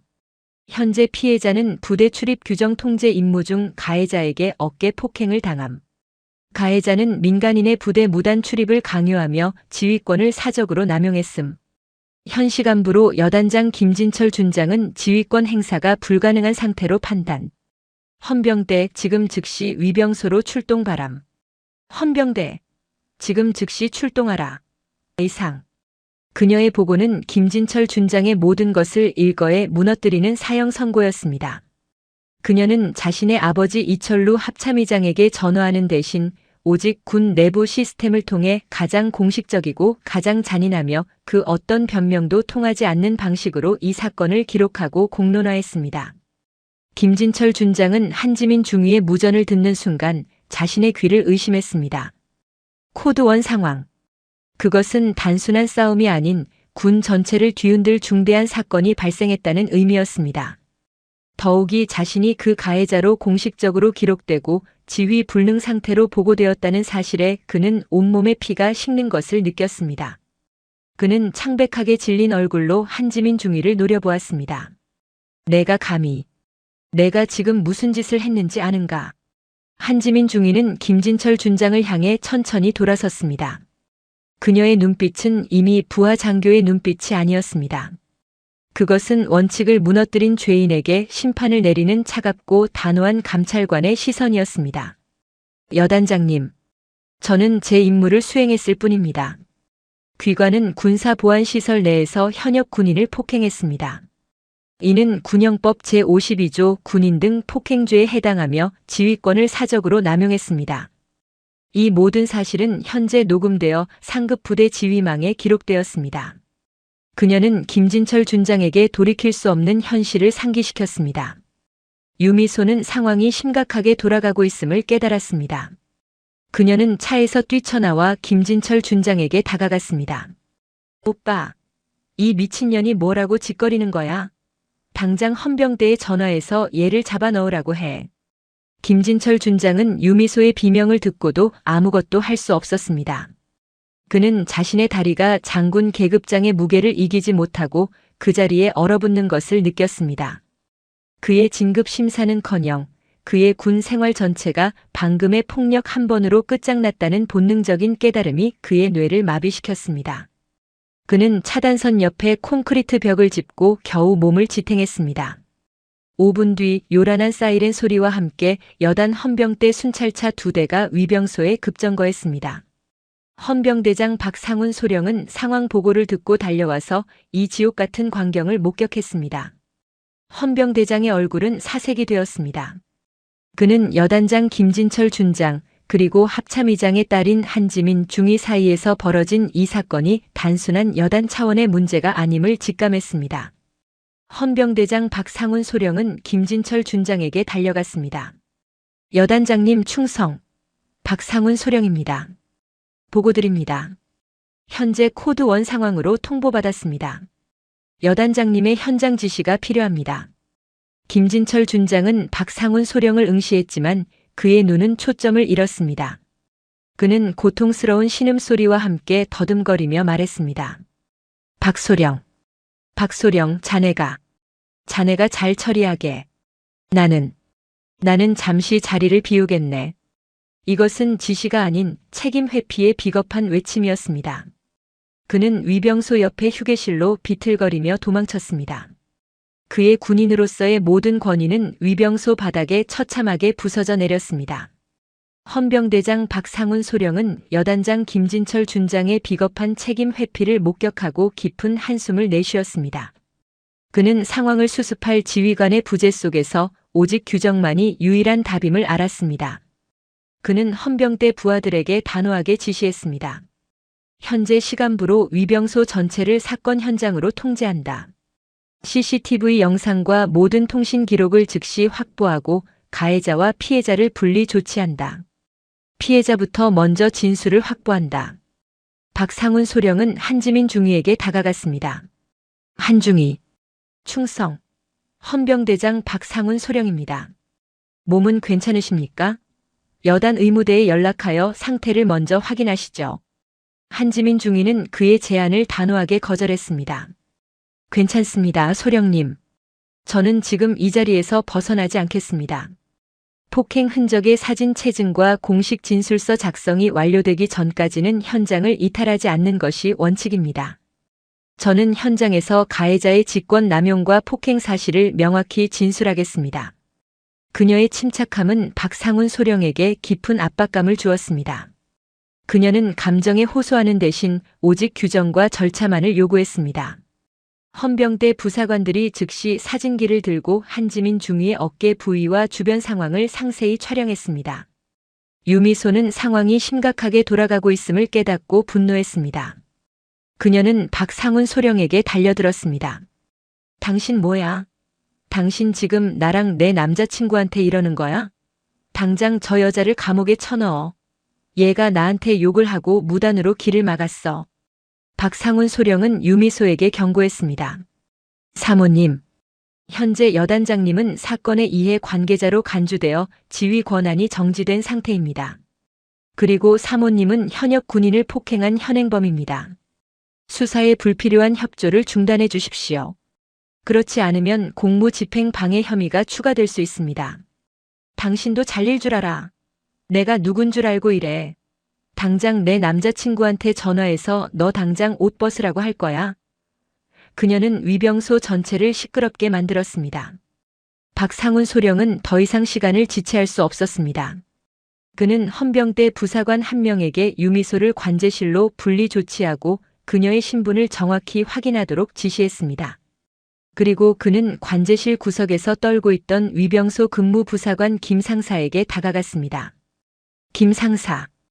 이 상황을 처음부터 끝까지 본 그대로 단 한 글자도 빠짐없이 진술서에 작성한다. 사실 그대로가 규정이다. 김 상사는 공포 속에서도 한지민 중위가 보여준 원칙 준수의 모습에 용기를 얻어 진술서 작성을 시작했습니다. 박상훈 소령은 위병소 옆에 작은 초소로 들어가 자신의 직통 전화를 들었습니다. 그는 여단 차원에서 이 사건을 덮을 수 없음을 명확히 알고 있었습니다. 이 사건은 이미 육군본부의 합참의장 이철루 대장의 딸이 연루된 중대한 사건이었고 위병소의 통신망에 김진철 준장의 직권 남용이 명백하게 기록되어 있었습니다. 그는 상급 부대인 군단 사령부 헌병대장에게 직통으로 전화를 걸었습니다. 충성. 제12보병여단 헌병대장 박상훈 소령입니다. 코드 1 상황을 보고드립니다. 여단장 김진철 준장이 임무 수행 중인 작전 장교에게 신체 폭행을 가했으며 현재 지휘 불능 상태입니다. 가해자는 민간인의 무단 출입을 강요하는 과정에서 직권을 남용했습니다. 부득이하게 여단 자체 수습이 불가능하다고 판단, 군단 사령부 차원의 감찰 및 수사 이첩을 요청합니다. 피해자는 한지민 중위입니다. 보고 끝. 박상훈 소령의 이 결정은 김진철 준장에게 내려진 두 번째 사망 선고였습니다. 그는 자신의 군 생활을 보전하기 위해 가장 현실적이고 가장 관료적인 조치를 취했습니다. 여단장에게 충성하는 대신 그는 군이라는 조직 전체의 규정에 충성했습니다. 이 보고는 군단 사령부를 넘어 육군 본부까지 일파만파로 퍼져나갔습니다. 군단장은 새벽에 이 보고를 받자마자 격노했습니다. 그는 김진철 준장에게 전화를 걸어 차갑게 다그쳤습니다. 김 준장, 자네 제정신인가? 이 상황을 어떻게 수습할 생각인가? 당장 육군 본부 감찰팀이 내려올 것이다. 군단장은 김진철 준장이 합참의장의 딸을 건드렸다는 사실에 자신의 군 생활까지 위협받는다고 느꼈습니다. 군단 감찰팀은 사건 발생 다음 날 이른 아침 제12보병여단에 들이닥쳤습니다. 그들의 태도는 여단 헌병대와는 차원이 달랐습니다. 그들은 여단장 집무실의 문을 열고 들어가 김진철 준장을 대기 발령 조치했습니다. 감찰팀장은 김진철 준장에게 단호하게 말했습니다. 김 준장, 현 시간부로 귀관은 모든 지휘권이 정지됩니다. 모든 전산 장비와 행정 서류를 압수합니다. 그리고 귀관은 군단 사령부로 이동해 주셔야겠습니다. 군단장님의 면담 요청이 있습니다. 김진철 준장은 감찰팀장의 싸늘한 목소리 앞에서 아무런 저항도 하지 못했습니다. 그는 자신의 권위가 한지민 중위의 단호한 무전 한 통과 군의 시스템 앞에서 얼마나 무력한지 뼈저리게 느꼈습니다. 사건 발생 보고는 마치 작은 돌멩이가 거대한 호수에 던져진 것처럼 육군 지휘 계통 전체의 파문을 일으켰습니다. 특히 합참의장 이철루 대장의 딸이 관련된 사안이라는 점에서 이 사건은 단순한 폭행 사건을 넘어 군의 기강과 지휘관의 자질 문제로 비화되었습니다. 군단장의 보고를 받은 육군 참모총장 이철우 대장은 자신의 집무실에서 이철루 합참의장에게 직통 전화를 걸었습니다. 육군의 최고 지휘관인 참모총장조차 합참의장 앞에서는 극도의 긴장감을 감출 수 없었습니다. 이철우 참모총장의 목소리는 떨렸습니다. 충성. 육군 참모총장 이철우 대장입니다. 의장님 면목이 없습니다. 12여단에서 발생한 김진철 준장 관련 불미스러운 일에 대해 보고드립니다. 수화기 너머의 이철루 합참의장의 목소리는 평소와 다름없이 고요하고 침착했습니다. 하지만 그 고요함 속에는 거대한 태풍의 눈이 숨겨져 있었습니다. 보고받았네. 이 대장. 군단 감찰팀이 이미 조사를 시작했겠지. 네, 그렇습니다. 현재 김진철 준장을 보직 해임하고 군단 사령부로 대기 발령 조치했습니다. 가해자인 여단장 부인은 민간 검찰에 송치할 예정이며 이철우 참모총장은 최대한 신속하고 단호한 조치들을 보고했습니다. 이철루 합참의장은 그의 말을 잘랐습니다. 이 대장, 나는 내 딸이 군인으로서 군법에 따라 보호받기를 원했네. 하지만 자네의 육군은 그것에 실패했어. 군복을 입고 임무를 수행하는 내 부하가 민간인의 사적인 감정에 의해 폭행을 당하고 지휘관은 자신의 보신을 위해 직권을 남용했네. 그의 목소리는 질책 대신 깊은 실망감을 담고 있었습니다. 이철우 참모총장은 죄책감에 고개를 숙였습니다. 죽을 죄를 지었습니다, 의장님. 나는 이 대장에게 책임을 묻는 것이 아니야. 다만 이 사태를 바로잡는 과정 또한 규정대로 처리되길 바랄 뿐일세. 군의 명예와 기강을 바로 세우게. 그것이 내가 자네에게 바라는 전부일세. 이철루 합참의장은 징계나 파면 같은 직접적인 단어를 단 한마디도 사용하지 않았습니다. 오직 규정대로라는 원칙적인 지시만이 존재했습니다. 하지만 이철우 참모총장은 그 규정대로라는 말이 김진철 준장에게는 가장 잔인한 사형 선고임을 정확히 알고 있었습니다. 군의 규정은 완벽한 잣대였습니다. 일단 이 잣대를 들이대기 시작하면 여단 장급의 고위 장교가 수년간 쌓아온 모든 비위와 허점이 먼지 하나 남기지 않고 드러날 수밖에 없었습니다. 합참의장의 지시는 군의 원칙을 수호하라는 명령이자 김진철 준장의 모든 것을 철저히 파헤치라는 암호였습니다. 전화가 끊긴 후 이철우 참모총장은 10초 동안 숨을 몰아쉬었습니다. 그는 즉시 인사사령관과 감찰실장, 법무실장을 자신의 집무실로 호출했습니다. 인사사령관. 김진철 준장 오늘부로 육군본부 인사사령부 대기 발령 조치해. 그리고 감찰실장, 법무실장. 의장님께서 규정대로 하라고 하셨네. 그게 무슨 뜻인지 알겠지? 김 준장이 12여단에 부임한 첫날부터 오늘까지 사용한 모든 공금, 모든 지휘서신, 모든 판공비 집행 내역을 먼지 한 톨까지 남기지 말고 다 털어. 진짜 지옥은 이제부터 시작이다. 이 명령과 함께 육군본부 소속의 회계 전문 국무원들과 베테랑 감사 장교들로 구성된 특별감사팀이 제12보병여단으로 급파되었습니다. 그들의 목표는 폭행 사건 자체가 아니었습니다. 폭행 사건은 이미 한지민 중위의 무전 기록으로 명확히 입증된 사실이었습니다. 그들의 목표는 오직 김진철 준장이 그동안 쌓아올린 권력과 돈의 모든 부정한 흔적을 찾아내는 것이었습니다. 특별감사팀장인 배 대령은 군 내에서도 저승사자로 불리는 인물이었습니다. 그는 김진철 준장과 군사학교 동기였지만 사적인 감정 따위는 전혀 없었습니다. 그는 여단 본부의 가장 큰 회계 사무실을 통째로 압수하듯 넘겨받아 야전 지휘소로 삼았습니다. 그들의 조사는 소리 없이 그러나 집요하게 진행되었습니다. 첫 번째로 터진 것은 관용차 사적 유용이었습니다. 김진철 준장은 부대 지원으로 배정된 두 번째 관용차를 여자친구 유미소의 개인 차량처럼 사용하도록 묵인했습니다. 운전병의 근무 일지에는 인근 부대 지휘 방문이라고 적혀 있었지만 감사팀이 확보한 해당 차량의 하이패스 기록과 유류 결제 카드는 완전히 다른 장소를 가리키고 있었습니다. 서울 강남의 고급 상가 주차장 결제 내역, 그리고 운전병의 숙박비는 부대 운영비로 처리된 사실이 드러났습니다. 두 번째는 공관병 사적 운용이었습니다. 김진철 준장의 관사에서 근무했던 공관병들의 휴대전화 기록이 확보되었습니다. 여자친구 유미소가 공관병들에게 개인적인 심부름을 시키고 심지어 김진철 준장이 이를 알고도 묵인했다는 사실이 밝혀졌습니다.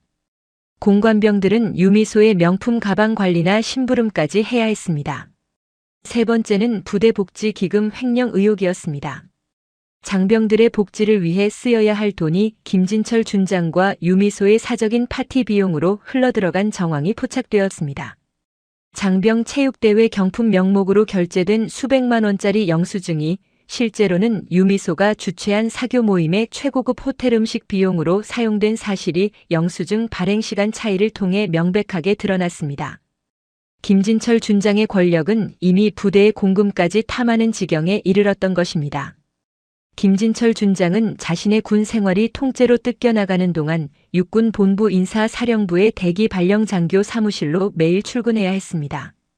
그 사무실은 본부 건물의 복도 맨 끝, 창고 옆에 위치한 가장 외지고 아무도 찾지 않는 곳이었습니다. 그곳은 마치 군복을 입은 채 영혼을 잃은 사람들이 모여 사는 유령의 집과 같았습니다.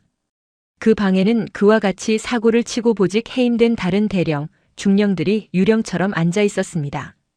그들은 서로에게 말도 걸지 않았습니다. 그저 아침 9시에 출근 도장을 찍고 오후 5시까지 의미 없이 모니터만 바라보다 퇴근하는 살아있는 시체들이었습니다. 김진철 준장은 그곳에서 자신의 모든 것이 무너지고 있음을 느꼈습니다. 여단장 집무실의 화려함과 권위는 사라지고 이제 그는 자신이 누구인지, 자신의 미래가 어떻게 될지 아무도 예측할 수 없는 미궁 속에 갇힌 죄수와 같았습니다. 그는 여단에서 진행되고 있는 특별감사의 세부 내용을 알지 못했습니다. 하지만 매일 아침 은행 계좌를 확인하며 자신의 모든 재산이 동결되지는 않았는지 확인하는 것이 그의 유일한 일과였습니다. 그가 그동안 공들여 관리했던 모든 인맥과 라인은 그를 철저히 외면했습니다. 그가 진급을 위해 술을 사 먹이고 경조사비를 뿌렸던 군사학교 동기, 선배, 후배들 중 단 한 명도 그의 전화를 받지 않았습니다. 전화는 연결되더라도 곧바로 끊겼고 문자 메시지는 읽음 표시조차 뜨지 않았습니다. 그는 자신이 합참의장의 딸을 건드렸다는 사실보다 자신이 이제 쓸모없는 카드가 되어 조직으로부터 버려졌다는 사실에 더욱 절망했습니다. 군이라는 거대한 조직은 그에게 필요한 동안은 무한한 권력을 주었지만 쓸모가 없어지자 가차없이 그를 내버렸습니다. 가장 그를 고통스럽게 만든 것은 여자친구 유미소의 존재였습니다. 유미소는 김진철 준장이 대기 발령 상태가 되자마자 끊임없이 전화를 걸어왔습니다. 그녀의 목소리는 더 이상 애교가 아닌 분노와 요구로 가득 차 있었습니다. 오빠, 지금 뭐하고 있어? 당장 나를 위해 변호사를 선임해줘. 나는 국내 최고 로펌 변호사가 필요해. 왜 내 계좌가 지급 정지된 거야? 당장 내 돈을 돌려놓으라고. 미소야. 나도 지금 아무것도 할 수 없어. 모든 게 다 정지됐어. 나는 지금. 오빠가 별 달고 뭐 했어? 고작 그 중이 하나 못 이겨서 이 지경이 된 거야? 나한테는 오빠가 육군 그 자체라며. 당장 그 여자 아버지한테 전화해서 무릎 꿇고 사과하라고 해. 내 군 생활을 망치지 마. 유미소의 외침은 김진철 준장의 귀에 날카로운 빗으로 박혔습니다. 그는 모든 것이 유미소를 보호하고 그녀에게 권위를 보여주려다 벌어진 일임을 알면서도 이제 와서 그녀에게서 아무런 위로도 얻을 수 없다는 사실에 고통스러웠습니다. 마침내 그는 숨겨왔던 진실을 유미소에게 털어놓았습니다. 미소야. 그 한지민 중이 그 여자의 아버지가 합참의장 이철루 대장이셔. 내가 내 손으로 내 모든 것을 날려버렸어. 수화기 너머에서 유미소의 요란한 비명과 함께 전화가 끊겼습니다. 합참의장 이철루 대장. 그 이름이 주는 무게는 그녀의 얕은 지식을 강타했습니다. 그녀는 그제야 자신이 무슨 짓을 했는지, 자신이 누구에게 대들었는지 깨달았습니다. 그녀는 더 이상 김진철 준장에게 연락하지 않았습니다. 그녀는 변호사고 뭐고 자신의 안전만을 생각하며 집안의 현금과 귀금속을 챙겨 도망갈 준비를 하기 시작했습니다. 하지만 그녀가 집을 나서기도 전에 검찰의 출국 금지 조치와 함께 그녀의 모든 은행 계좌가 지급 정지되었다는 통보를 받았습니다. 그녀는 하루아침에 돈 한 푼 쓸 수 없는 빈털터리가 되었습니다. 그녀의 몰락은 김진철 준장의 범죄와 함께 시작되었던 것입니다. 김진철 준장은 대기 발령 사무실에서 매일 밤 악몽을 꾸었습니다. 한지민 중위가 자신의 군복을 벗겨내는 꿈, 그리고 유미소의 비명소리. 그의 정신은 이미 무너지고 있었습니다. 시간은 김진철 준장을 기다려주지 않았습니다. 사건 발생 3주 후 그의 군 생활을 최종적으로 결정할 징계위원회가 육군본부에서 소집되었습니다.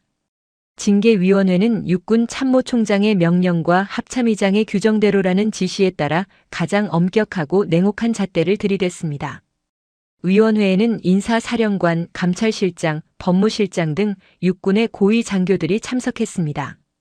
그들의 표정은 이미 최종 결론을 내린 듯 차가웠습니다. 징계위원회는 김진철 준장에게 변론의 기회를 주었지만 그의 변론은 이미 특별감사팀이 밝혀낸 수많은 비위 사실 앞에서 무력했습니다. 그는 자신의 행동을 진급심사 스트레스와 사적인 감정 문제로 치부하려 했으나 징계위원회는 그의 변론을 일축했습니다. 법무실장이 김진철 준장에게 적용된 징계 사유를 낭독했습니다. 그의 목소리는 무겁고 단호했습니다. 징계 사유 제1 현역 군인 폭행 및 직권 남용. 임무 수행 중인 작전 장교에게 물리적 폭력을 행사하고 군사보안 규정을 무시하며 민간인의 무단 출입을 강요하여 군의 지휘 기강을 문란하게 함. 이는 군형법 제52조 군인 등 폭행죄 및 군인 품위 유지 위반에 해당함. 징계 사유 제2부대 공금 횡령 및 사적 유용. 장병 복지 기금을 여자친구 유미소의 사적인 사교 파티 비용으로 사용하였으며 관용차를 개인 용도로 빈번하게 사용하고 운전병에게 사적인 심부름을 지시하여 국가 자산을 횡령하고 공관병을 개인 하인처럼 부린 직권 남용이 명백하게 드러남.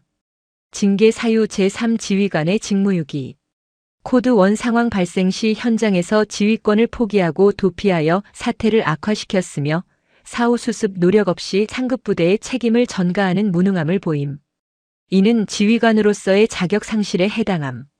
징계 사유의 낭독이 끝나자 징계위원회의 최고 책임자가 최종 징계 내용을 선언했습니다.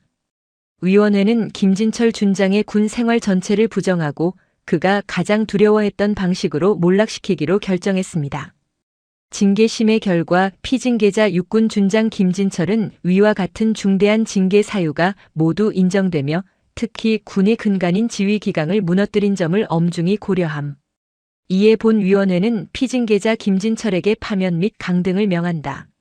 강등의 계급은 육군 대령이다. 본 결정은 최종이며 즉시 효력이 발생한다. 파면 및 강등. 이것은 군인에게 내려질 수 있는 가장 잔혹한 형벌이었습니다. 파면은 공무원 신분을 박탈당하고 연금 혜택을 모두 잃는 것을 의미했습니다. 여기에 강등까지 더해졌습니다.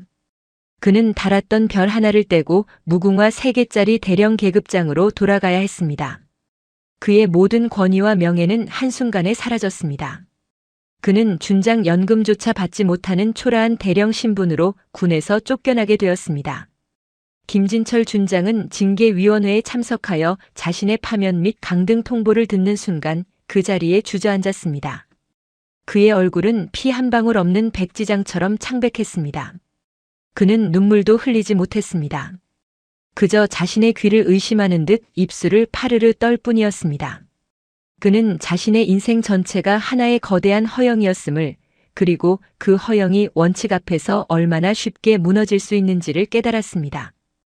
육군본부는 징계 결과를 곧바로 전군에 공문으로 하달했습니다. 공문에는 제12보병 여단장 김진철 준장의 지휘기강 문란 및 현역 군인 폭행 등 비위 사실로 인한 파면 및 대령 강등 결정이라는 내용이 명확하게 적시되었습니다. 이 공문은 군 전체에 큰 충격을 주었습니다. 고위 장교의 사적인 일탈이 군의 시스템에 의해 얼마나 철저하게 단죄될 수 있는지를 보여주는 사례가 되었습니다.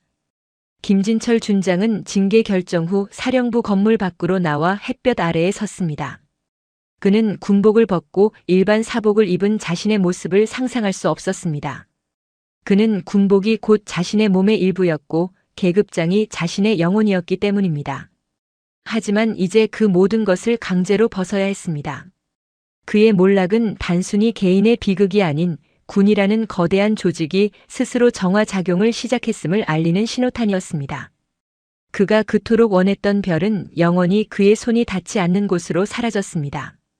그의 군 생활은 가장 비참한 방식으로 종말을 고했습니다. 김진철 준장이 파면 및 강등 처분을 받자 그의 여자친구였던 유미소에 대한 사법 처리도 속도를 냈습니다. 유미소는 폭행 사건과 김진철 준장의 공금 횡령 비위 사실에 깊숙이 연루되어 있었기 때문입니다. 군은 그녀의 폭행 혐의를 민간 검찰로 이첩했습니다. 이미 합참의장의 딸을 폭행하고 여단장의 직권을 남용하게 만든 민간인이라는 사실 자체가 검찰에게는 부담스러운 사건이었습니다. 유미소는 자신의 사회적 지위와 미모가 법정에서도 통할 것이라고 오판했습니다. 그녀는 남은 돈을 긁어 모아 변호사를 선임하려 했지만 이미 김진철 준장의 몰락과 함께 그녀의 계좌는 동결되었고 그녀의 사회적 인맥들은 그녀를 철저히 외면했습니다.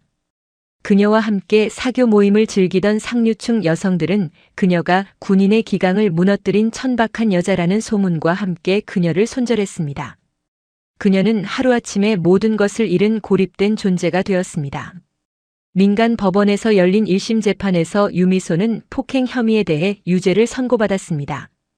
법원은 피해자 한지민 중위의 명확한 진술과 위병소 CCTV 영상이라는 명백한 증거, 그리고 피고인이 반성의 기미가 없다는 검찰의 구형을 모두 받아들였습니다. 하지만 판사는 그녀가 초범이라는 점과 이미 남편이었던 김진철 준장이 군에서 몰락하여 사회적 처벌을 받았다는 점을 일부 참작했습니다. 피고인 유미소에게 징역 10개월에 집행유예 2년, 벌금 1,000만 원 및 사회봉사 120시간을 선고한다. 유미소는 감옥에 가지 않았습니다. 그녀는 안도의 한숨을 내쉬었지만 군은 그녀에게 가장 치명적인 제재를 가했습니다. 육군본부는 판결 직후 전군에 공문을 하달했습니다. 민간인 유미소 씨는 현역 군인 폭행 및 군 기강 문란 사유로 전군 모든 부대 및 군 관련 복지 시설 일체에 대한 영구 출입 금지를 명함. 이 공문은 유미소에게는 사형 선고와 다름없었습니다. 그녀가 그동안 자신의 권력을 과시하고 특권을 누리던 모든 공간, 즉 군인 아파트, 군마트, 복지회관, 심지어 군 관련 병원과 시설까지 영원히 출입할 수 없게 된 것입니다. 그녀는 자신이 여왕으로 군림했던 그 세계에서 영원히 추방되었습니다. 유미소는 자신이 군에 의해 완전히 차단되었다는 사실에 절망했습니다. 그녀가 누리던 모든 특권, 그녀의 사회적 지위를 지탱하던 모든 기반이 순식간에 무너졌습니다. 그녀는 김진철 준장에게 마지막으로 연락을 시도했습니다. 이미 파면 및 강등 처분을 받은 김진철 준장은 그녀의 전화를 받지 않았습니다. 그는 그녀를 자신의 모든 불행의 근원으로 여기며 철저히 외면했습니다. 여단장 김진철 준장이 파면 및 강등 처분을 받은 후 제12보병 여단은 마치 태풍이 휩쓸고 간 듯 기묘한 고요함에 휩싸였습니다. 새로운 여단장이 부임하기 전까지는 참모장이 지휘를 대리했고 부대 전체의 분위기는 규율과 원칙을 강조하는 방향으로 급격히 바뀌었습니다. 장병들은 여단장의 권위보다 한지민 중위가 보여준 원칙의 힘에 더 큰 경외심을 갖게 되었습니다. 폭행 사건으로 인한 부상으로 병가를 냈던 한지민 중위는 3주간의 회복 기간을 마친 후 부대로 복귀했습니다. 그녀의 어깨는 완전히 회복되었지만 그녀가 남긴 상흔은 부대 전체의 기강에 깊게 새겨졌습니다. 부대원들은 그녀를 이전과는 완전히 다른 시선으로 바라보았습니다. 그녀는 더 이상 합참의장 딸이라는 배경으로만 여겨지지 않았습니다. 그녀는 지휘관의 불법적인 폭력과 지시를 원칙으로 단죄한 장교라는 새로운 상징이 되었습니다. 새로 부임한 여단장 이 소장은 그녀를 부대의 핵심 장교로 대우했습니다. 그는 한지민 중위에게 극도로 정중했으며 그녀의 의견을 가장 먼저 청취했습니다. 여단 참모들은 물론 위병소 근무부사관인 김 상사조차 그녀를 존경의 눈빛으로 바라보았습니다. 한지민 중위는 복귀 후 그녀의 업무 태도에 아무런 변화도 주지 않았습니다. 그녀는 여전히 냉철하고 모든 것을 규정대로 처리했습니다. 그녀는 특혜를 거부했습니다. 그녀는 자신의 지위가 상승하는 것을 원하지 않았습니다. 그녀는 단지 원칙이 지켜지는 군대를 원했을 뿐입니다. 복귀 후 한 달이 지난 시점 한지민 중위는 여단장 이 소장에게 정식으로 전출 신청서를 제출했습니다. 이 소장은 그녀의 신청에 놀라움을 금치 못했습니다. 한중위, 충성, 자네가 갑자기 전출을 신청한 이유가 뭔가? 이 부대에서는 자네에게 가장 핵심적인 보직을 주려 하고 있는데. 여단장님, 저는 제 임무를 완수했습니다. 이 부대는 이제 원칙이 바로 섰습니다. 제가 이 부대에 계속 남아 특혜를 받는다면 저의 이전 행동이 사적인 보복이었다는 오해를 살 수 있습니다. 저는 그러한 불필요한 논란을 원하지 않습니다. 저는 제가 가장 필요하고 가장 도전적인 임무를 수행할 수 있는 곳으로 가고 싶습니다. 그럼 어디로 가고 싶은가? 최전방 GOP 대대작전 장교로 가겠습니다. 그곳이야말로 군인의 원칙이 가장 엄격하게 요구되는 곳입니다. 저는 그곳에서 제 능력을 더욱 단련하고 싶습니다. 이 소장은 한지민 중위의 단호함과 군인 정신에 감명을 받았습니다. 그는 합참의장 이철루 대장에게 직접 연락하여 이 사실을 보고했고 이철루 대장은 딸의 결정을 존중하며 승인했습니다. 한지민 중위가 제12보병 여단을 떠나던 날 새로 부임한 여단장 이 소장과 참모들이 나와 그녀를 배웅했습니다. 그녀는 그들의 격려를 받으며 묵묵히 군용 지프차에 올랐습니다. 그녀는 복수를 원한 것이 아니었습니다. 그녀는 단지 원칙이 지켜지는 군대를 원했습니다. 그녀가 지켜낸 작은 원칙 하나가 거대한 조직을 병들게 하던 썩은 뿌리, 즉 권력의 사적 남용과 지휘 기강 문란이라는 암적인 존재를 마침내 뽑아낸 것입니다. 그녀가 떠난 제12보병 여단에는 한 가지 불문율이 생겼다고 합니다. 여단장의 권위는 규정 아래에 있다는 것이었습니다. 그리고 여단장 부임 후 가장 먼저 해야 할 일은 한지민 중위 사건을 상세히 학습하는 것이었습니다. 한지민 중위의 행동은 군 내부에서 원칙의 승리라는 이름으로 영원히 전설처럼 전해지게 되었습니다. 그녀의 이야기는 규정과 시스템이 개인의 권력보다 항상 위에 있음을 증명하는 살아있는 교훈이 되었습니다. 그녀는 자신이 지켜낸 군대, 즉 정의로운 시스템을 뒤로하고 새로운 전장으로 향했습니다. 김진철 준장의 파면 및 강등 사건은 제12보병여단은 물론 육군 전체에 김진철 여파라는 이름으로 깊은 트라우마를 남겼습니다. 특히 고위 장교들은 자신의 사생활과 공적 업무 사이의 경계를 다시 한번 엄격하게 점검하기 시작했습니다. 군 내부에서는 작은 규정 위반이 곧 군복을 벗는 지름길이라는 공포감이 팽배했습니다. 이러한 분위기 속에서 김진철 준장에게 책임 회피성 지시를 받고 유미소에게 농락당했던 위병소 근무 부사관 김상사는 자신의 직무에 대해 깊은 성찰의 시간을 가졌습니다. 그는 한지민 중위의 단호한 원칙 준수 모습을 보며 자신의 직업적 가치관을 되돌아보았습니다. 그는 김진철 준장의 권위 앞에서 비굴하게 굴었던 자신의 모습을 부끄러워했습니다. 사건 후 김 상사는 위병소 근무의 태도를 완전히 바꾸었습니다. 그는 더 이상 고위 장교들의 눈치를 보지 않았습니다. 그는 출입 규정을 더욱 철저하게 숙지하고 상급자라도 규정을 위반할 경우 단호하게 통제하는 진정한 위병소 근무 부사관으로 거듭났습니다. 그의 변화는 다른 부사관들에게도 영향을 주어 여단 전체의 부사관들이 규정과 원칙을 최우선으로 여기는 풍조가 생겨났습니다. 하지만 김 상사의 변화는 그에게 징계라는 대가를 치르게 했습니다. 헌병대 조사는 위병소 근무자들의 책임도 물었습니다. 코드 1 상황 발생 전 지휘관의 부당한 지시 및 폭행 묵인이라는 혐의였습니다. 김 상사는 징계위원회에 회부되었습니다. 김 상사. 귀관은 여단장의 부당한 지시와 폭행이 임무 수행 중 발생했음에도 즉시 상급부대나 헌병대에 보고하지 않고 묵인했습니다. 귀관의 책임은 무엇이라고 생각합니까? 충성. 면목이 없습니다. 저는 여단장님의 권위에 눌려 규정대로 행동하지 못했습니다. 제 목숨을 걸고 원칙을 지킨 한지민 중위의 모습을 보고 제가 얼마나 나약한 군인이었는지 깨달았습니다. 저는 모든 징계를 달게 받겠습니다. 다만 앞으로 저는 어떤 지시에도 규정과 원칙을 최우선으로 하는 군인이 될 것임을 약속드립니다. 김 상사는 자신의 잘못을 인정하고 자신의 임무를 묵인한 것에 대한 징계를 받았습니다. 그는 근신 처분을 받았지만 이는 그의 군 생활을 끝내지는 않았습니다. 그는 징계를 통해 더욱 단단하고 원칙적인 부사관으로 거듭났습니다. 그의 이야기는 지휘관의 불법적인 명령에는 복종하지 않을 용기의 중요성을 부사관들에게 일깨워주는 중요한 사례가 되었습니다. 한편 파면 및 강등 처분을 받은 김진철 준장은 민간인 신분으로 돌아갔습니다. 그는 자신의 모든 사회적 인맥과 재산을 잃었습니다. 그는 군복을 벗고 일반 사복을 입어야 했지만 그의 몸은 여전히 군인의 습관과 권위의식에 젖어 있었습니다. 그는 자신이 누리던 모든 것이 사라졌다는 사실을 받아들이지 못하고 현실을 부정했습니다.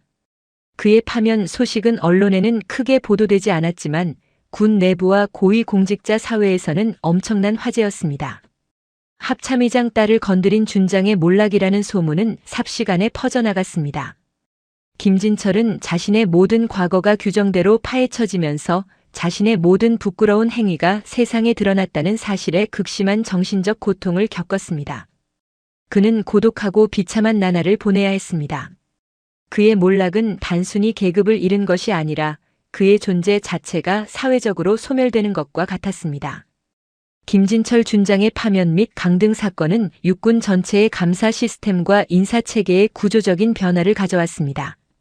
사건을 담당했던 감찰실장과 법무실장은 합참의장의 규정대로라는 지시를 통해 군의 고위직 비위를 척결할 수 있다는 자신감을 얻었습니다. 그들은 이 사건을 계기로 지휘관의 직권 남용 및 공금 횡령에 대한 감찰 기준을 대폭 강화했습니다. 육군본부는 지휘관 청렴도 평가 시스템을 도입했습니다. 이 시스템은 지휘관의 개인 관용차 운행 기록, 판공비 집행 내역, 그리고 공관병의 근무 만족도 등을 익명으로 조사하여 지휘관의 청렴도를 평가하는 방식이었습니다. 특히 공관병의 근무 환경 개선에 집중했습니다. 김진철 준장이 공관병들에게 사적인 심부름을 시키고 유미소의 개인 심부름을 묵인했던 사실은 군 내부에서 큰 논란을 일으켰기 때문입니다. 김진철 준장의 사건은 군의 규정과 도덕성이 무너질 때 어떤 결과를 초래하는지 보여주는 명확한 사례단.